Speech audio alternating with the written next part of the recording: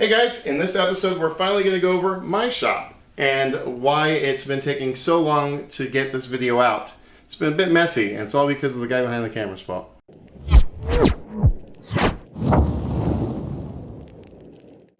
So about 6 months ago, AP got tired of me going over to his house to use our lift there.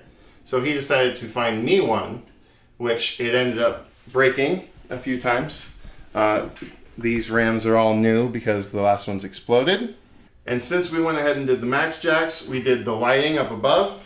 Same lights that I have in my garage, by the way. Yeah, they're awesome. So this is actually a original model max jack. AP has the upgraded one, but it is working out great. I ran the pipes over. I mounted our pump on the wall over there. Ran the pipes up and over. I had to finish this project and eventually mount this one back in. But I have used this already. We did a bunch of work on this car.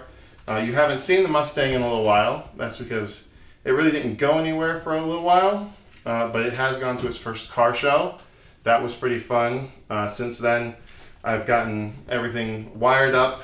This car is now a 95 on the inside. So as you can see, this is a little bit of a Frankenstein car now. You have Explorer front accessories with a large amount of them missing, a very short belt, and this upper manifold from the F-150. That's going to be independently plumbed turbos in each one. I thought that would be pretty cool to do.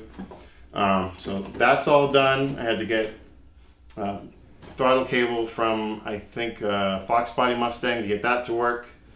And it's just finding ways to get all this to come together. And it's almost there. I'm pretty sure most of the wiring's done. And the interior has now gone back together. AP helped me with that today. So all this is going to be ran on one micro squirt. It's already mounted. Everything's ready to go. Like I said, all the wiring's from a 95. The only thing I need to do is find a gauge cluster from a 9495 GT. So if you have one, let me know. We can get it in the car. But other than that, we just want to get it running, get it moving, and then we'll go ahead and plumb the turbo setup, run the exhaust, and as you know, the Roush kit has side exhaust, so it's kind of changed the plans a little bit as well. So the main goal is just to be able to turn this key and get it going, and it's not very far off from there. And you can go ahead and see our little list behind me in our board. And body-wise on this car, you might notice some differences. We got a nice little Roush kit front to back. We actually got the front bumper, the side skirts, the little guys for the bumper, and the whole trunk lid for it. So we were able to find this body kit over in Orlando at a junkyard, and as you can see, it didn't escape life unharmed. So we'll be going through and repairing it. AP's done this repair before in a lost episode video, I think, but we'll bring that to light with this kit. Fix this up. It doesn't look great right now, but hopefully in the end we'll be able to fix these holes, fix the paint. It looks like really terrible quality paint anyway, and yeah, get it all nice and healthy again. I think everything else on the kit is actually pretty well off, except for this front bumper. So we'll get this all fixed up, get it looking pretty, get it running nice, and start taking this out to some shows, I guess.